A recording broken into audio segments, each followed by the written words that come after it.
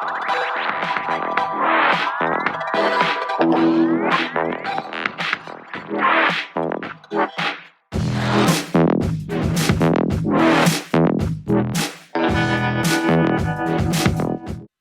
to the Coach Harp Show. Today we have a very special guest.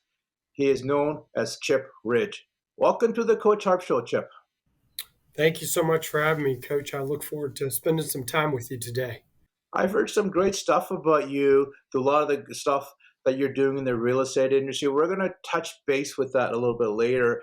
I'm really more focused on about who is Chip and what does Chip do and what drives him. Let's go a little bit back to your early childhood. Um, how's your schooling?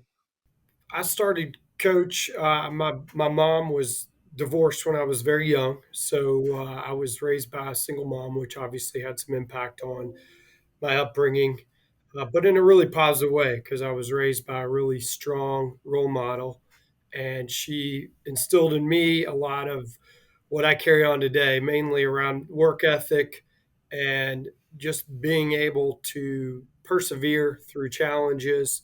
Watching her as a single mom, get up every day, make sure that I got attended to, got to school, got to do all that good stuff, and then she went out and had a very successful career.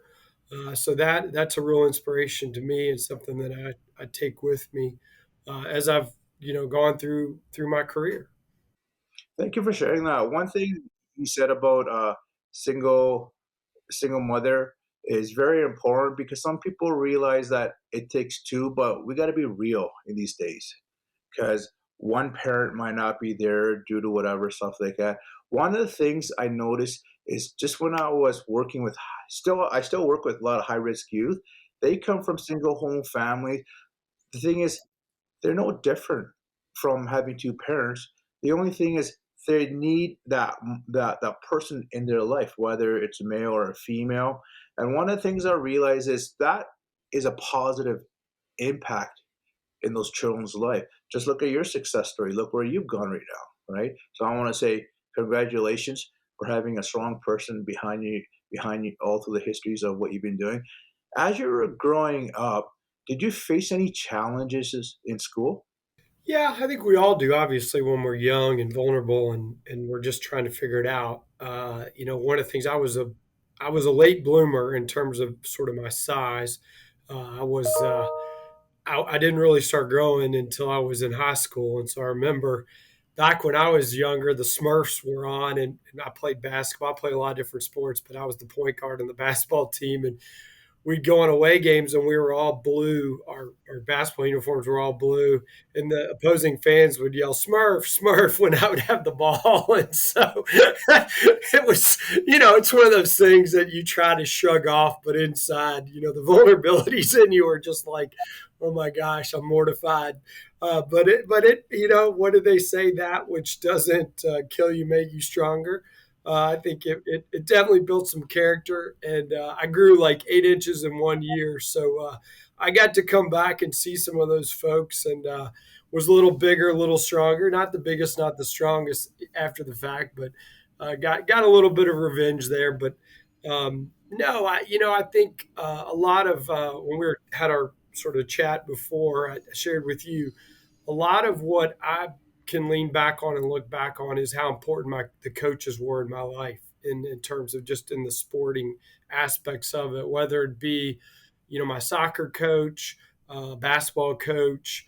I even played tennis for a little bit and had a tennis coach that would come pick me up at my house, take me to the practice, bring me back. I mean, really just went above and beyond the call of duty. I mean, truly, I wasn't any special player.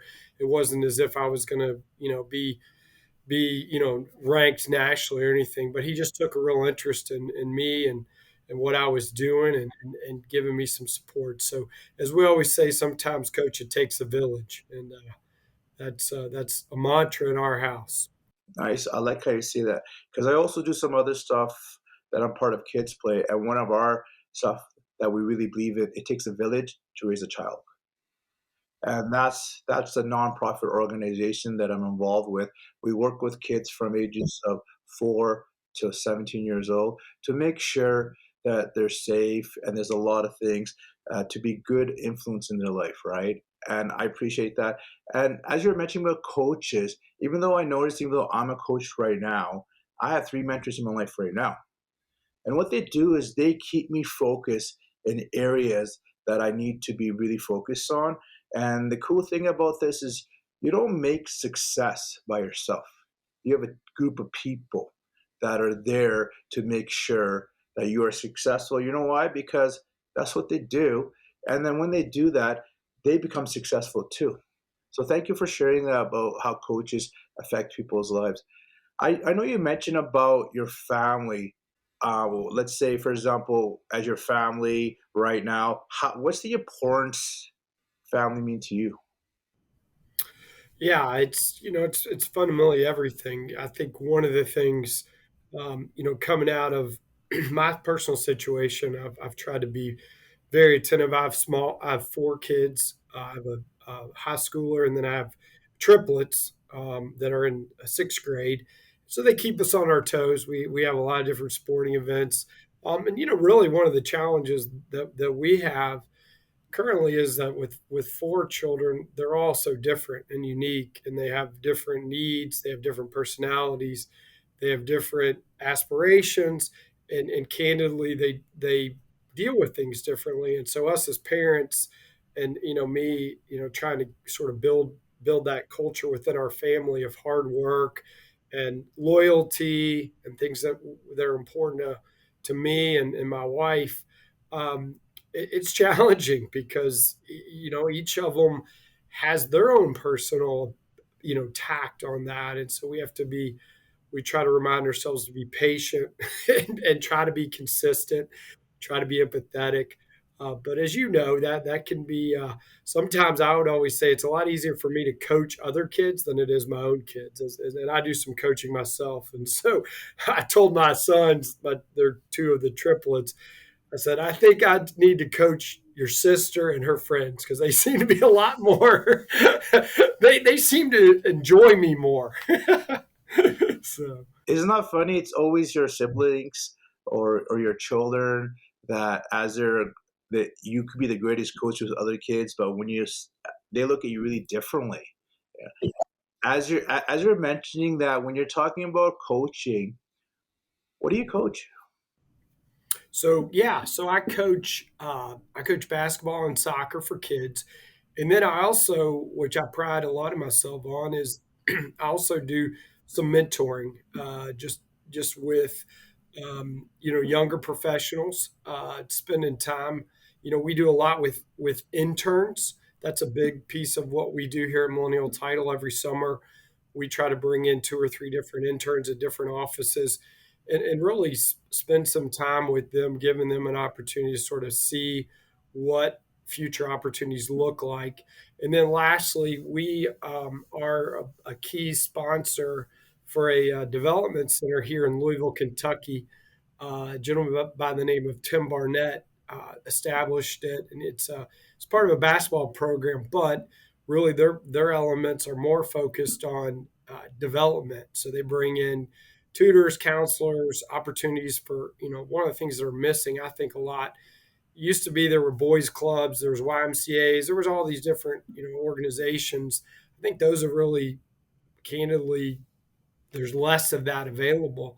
And so it's important for the communities to really have those resources for the young kids where they can come and get some of that mentorship, not just in a sporting environment, but also in sort of life skills environment. So we've taken a lot of interest in that. And then finally, we've also taken a lot of interest in housing, getting people, first time home buyers, affordable housing. And our focus is really home ownership. I think there's been a lot of discussion around affordable housing, and how do we make apartments more affordable and things like that. We really want to promote the general sense of home ownership because we think that's a building block for fundamentally strong families and strong neighborhoods. If you've got a neighborhood full of homeowners, that tends to have better outcomes than a neighborhood, with renters. Nothing wrong with renters. I don't want to say that at all, but just home ownership is fundamentally, we think, a, a core building block for sustainable uh, areas. Thank you for sharing that because you hit some key points there. I really appreciate the point of one of them is I'm a big believer is servant leadership, where you have to become totally humble to work with the next generation of leaders. And that takes a very rare breed to do that type. Because usually when a lot of people coach or stuff like that, it's all about ego and pride. So I want to say what you're doing some phenomenal stuff. Keep it up because we need more positive role models. I'm a big believer that the youth look up to the leaders. They look up to the parents. You also mentioned something about parenting. One thing I realized what I was on a I was on a radio show, also on a TV show too. And one of the things I said was we gotta look at a different outlook as being parents. We gotta look at being their friends. And we need to look at what do we do when we set rules. We wanted to break them, right? So we need to come away in a whole different thing. Say, listen, yes, I'm your dad, I'm your mom, but at the end of the day, is let me show you some survival skills because I'm not going to be here one day. So let's build that friendship instead of me looking as your dad or your mom. So I want to say thank you for touching base on that. As we're moving along here, as being a business leader, what are some of the struggles you faced? Yeah, good question. There's a lot of them right now as people sort of are seeing in our the world is in such a turbulent time, whether it be things that are going on the global stage with the war and issues with the pandemic. Me, if you just sort of look at it on our level as a small business owner and somebody who's trying to grow a business and sustain a business, one of the struggles is recruiting and retention. I think the pandemic has, created a different mindset for people of how they look at their job, their profession. And so we as leaders, as I always say, we got to create an environment that really embraces our team members and gives them the latitude that they want to have, but also serves the core values of the business. And that can be really challenging because everybody has their own perspective on either A, what they need, and I can't really control that, and B, what the business needs, and trying to make sure everything's aligned. I always feel like I'm constantly tweaking the levers, whether it be with regard to how we're dealing with, just things such as the office environment. Some of the people before, they were willing to drive 45 minutes an hour to come to the office and so forth. Well, the pandemic has reshaped that perspective, so we're having to reshape our how we go about organizing our workforce, making sure they're getting the support they need.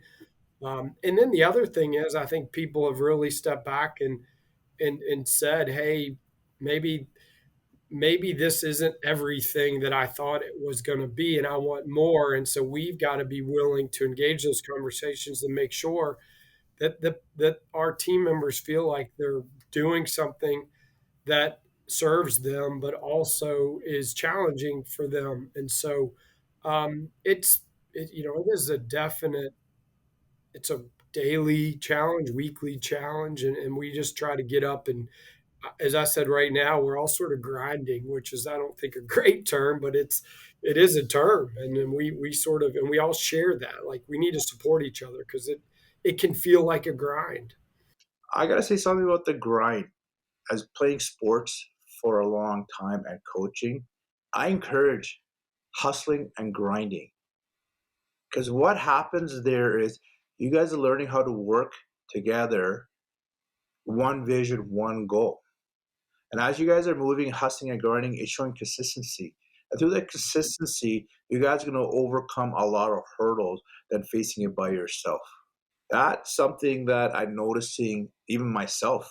I do that all the time. That's a good skill to have. So don't look at it as a negative, look at it as a positive, because that's what's going to level your organization and even yourself to the next level.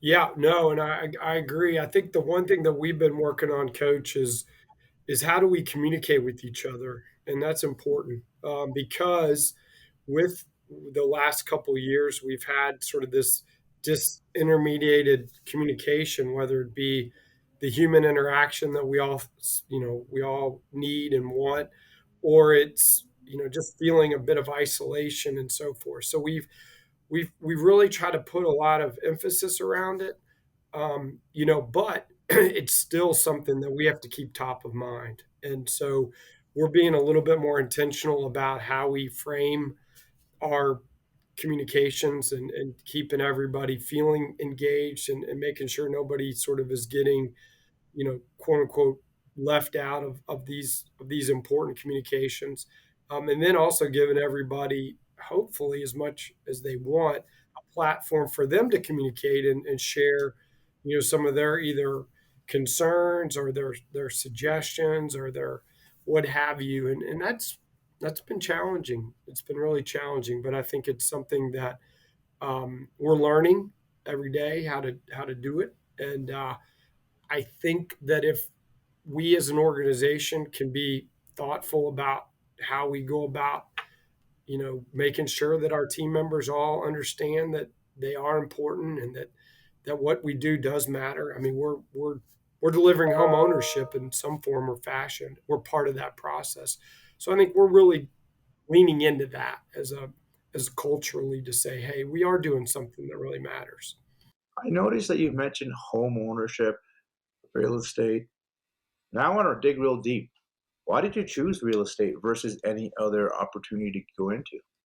Yeah, it was, well, some of it was, I think, sort of in my DNA. My mom has been in real estate for a very, very long time. My grandfather was a developer. My dad was a builder, and also he does general contractor.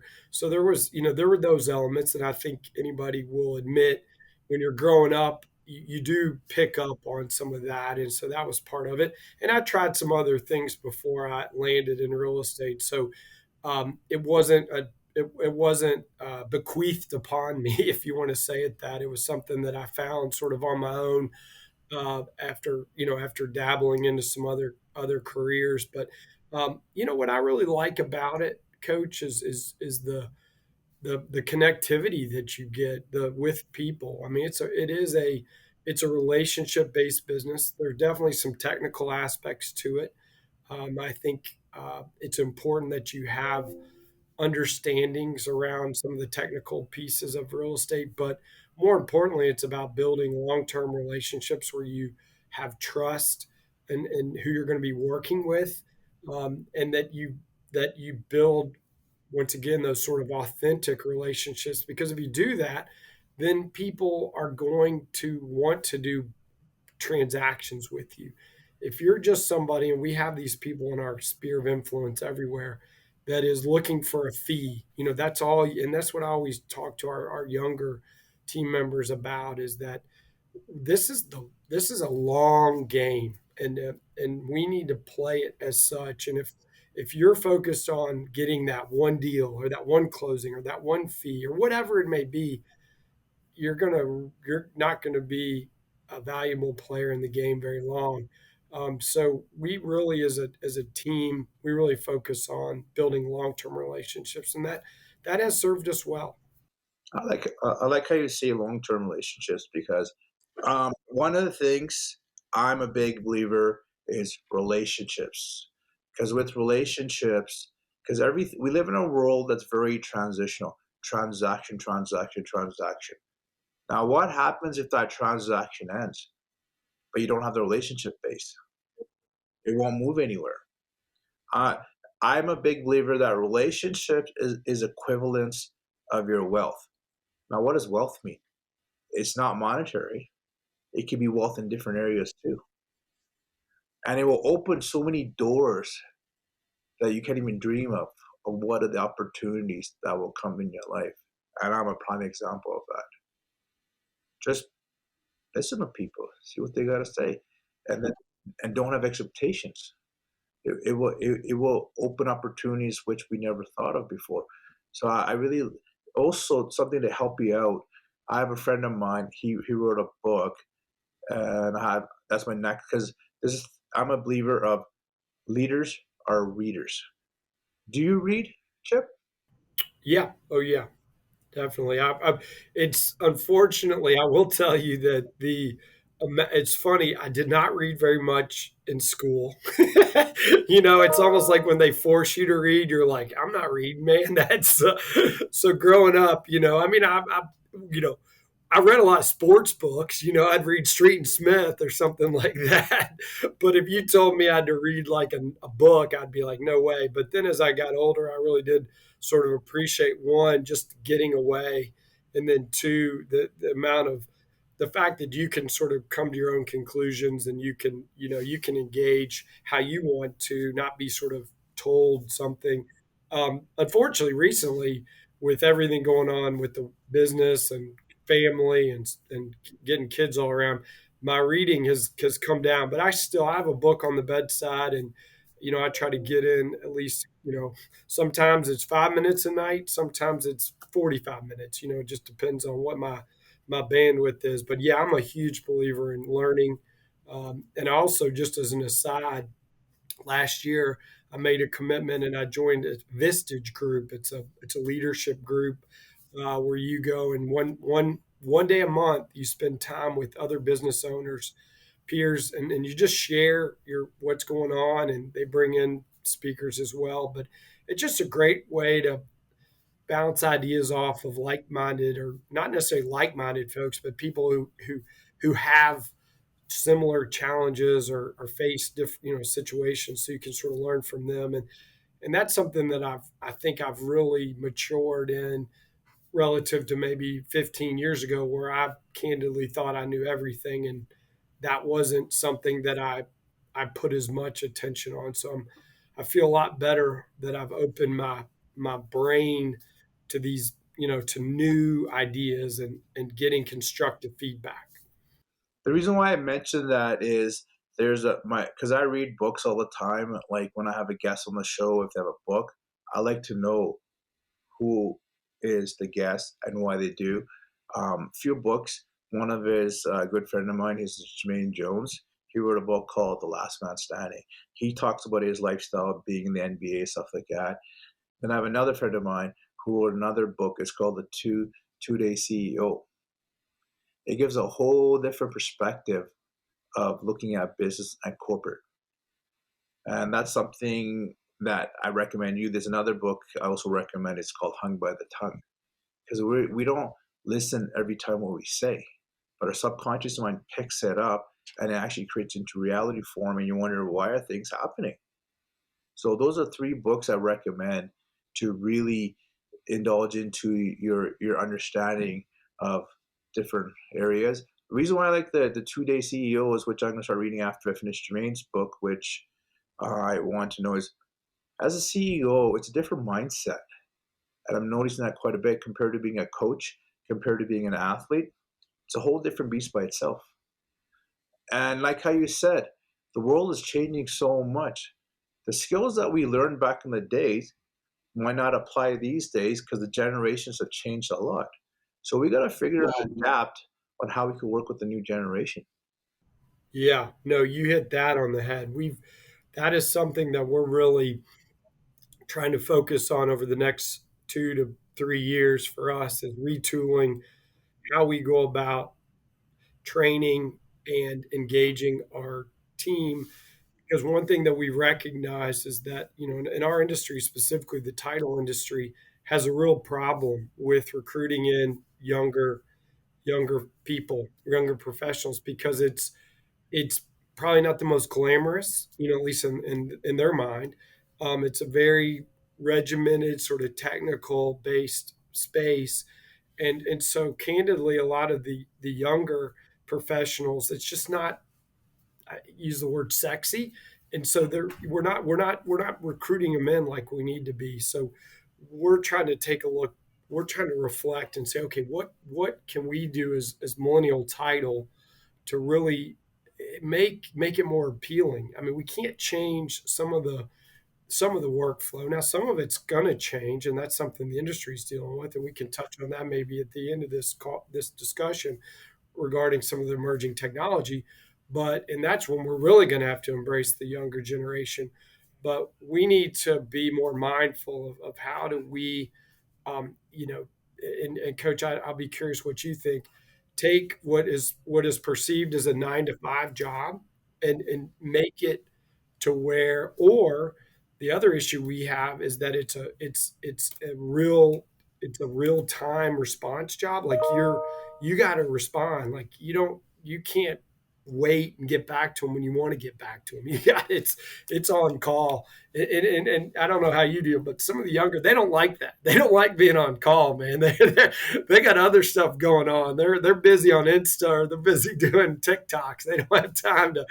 So we have to retrain that. Hey, so What I think what is, we'll talk about this after too, is one of the things is that the new generation is based more by instant gratification. They want him uh, right on demand, right now.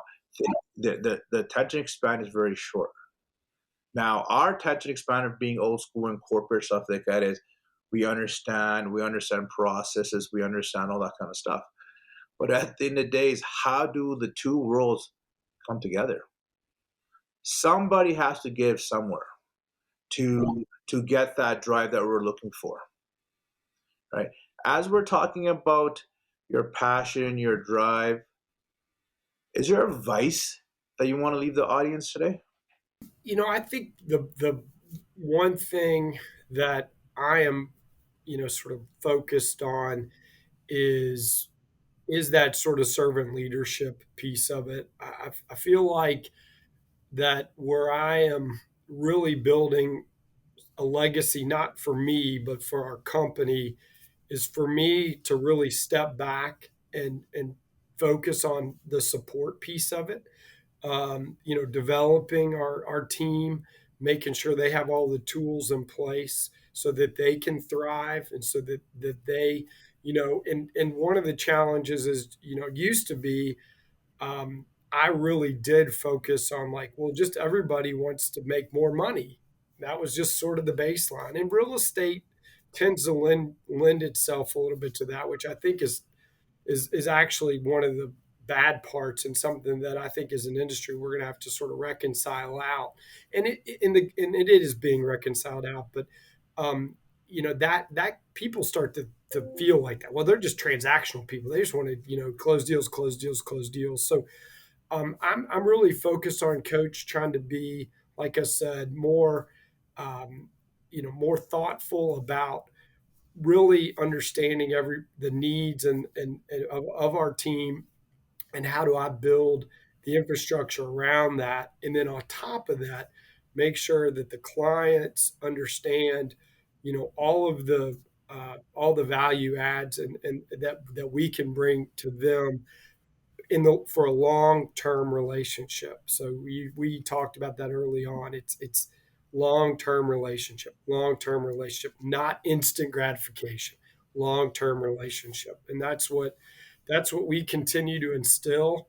And sometimes you have to take the road that's less. It's you can't hit. I always say I'd love to hit the easy button every time because boy, it's it's right there, man. I can hit it and move on. But sometimes you have to stop and say, wait a minute, man, the easy button, that's not the path that we should take on this. And so I'm getting better at that. I still hit it every now and then. We get tired, we get vulnerable, we get frustrated. That's when you tend to hit it. But we're trying to really instill upon our team, taking the right pathway consistently. Thank you for sharing that. One of the things I'm noticing is through a lot of the reading that I do, the corporate leader versus the mentorship leader and versus the thought leader. Why those three? There's, you know how we have an evolution change of some of us are still in the corporate leadership style, and we're noticing that's not really serving these days. So we need to shift. What happens is some people don't want to shift their old habits. Then you're losing a whole generation of people that you're not going to understand. I want to say thank you for sharing that. Chip, if anybody wants to reach out to you, what are some of the ways? Yeah, I've got LinkedIn is probably my most active social platform, and that's Chip Ridge, ChipRidge. You can learn more about Millennial Title, which is our real estate title closing group, and we've got offices sprinkled throughout the Southeast United States and a couple other locations as well. Millennialtitle.com. And then I'm on Instagram as well, and we've got a Twitter follow as well. But really, I would suggest LinkedIn is where I do most of my engagements. I feel like that is a platform that speaks to me, and I know you do a wonderful job on LinkedIn. I follow you all the time, and so that just to me is a natural platform to work on. So that's probably the best way to engage me. Thank you for sharing that. Thank you for being on the Coach Harp Show today, Chip. Oh, this has been awesome. It's been on a different podcast.